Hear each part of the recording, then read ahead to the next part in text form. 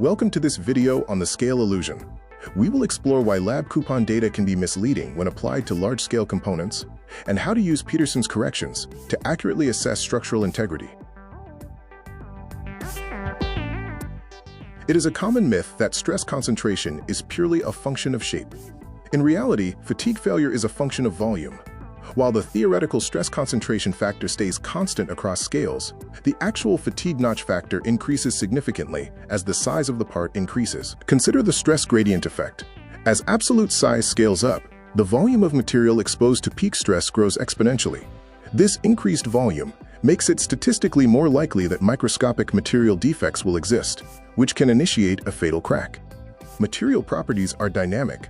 High-strength steels are highly sensitive to small scratches, while mild steels may seem forgiving at small scales.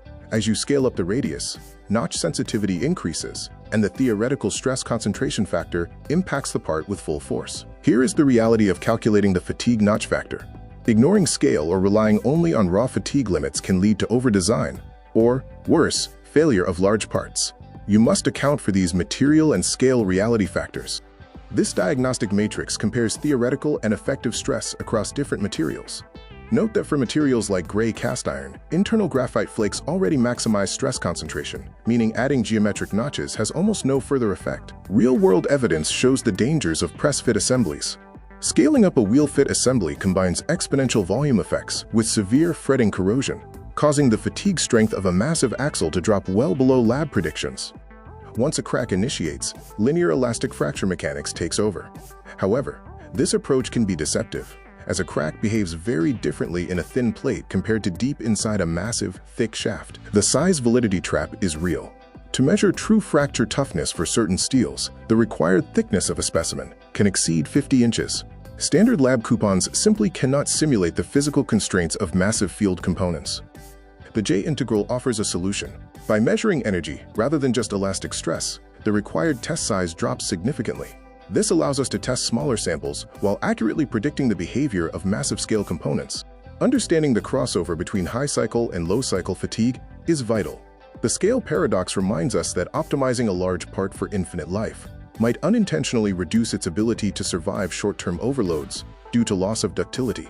When dealing with combined loading like bending and torsion, you cannot apply a single global scale factor. You must calculate and apply scale corrections to normal and shear factors independently before determining the equivalent stress. Counterintuitively, adding stress razors can sometimes reduce the scale effect. By guiding stress flow through structural interference, the overall stress concentration can be lower than that of a single hole. Always account for proximity in your designs. Follow this scale-up framework. Start with base material data, determine theoretical factors, calculate scale effects, derive the fatigue notch factor, apply fracture mechanics constraints, and ensure a safe, macro-scale design.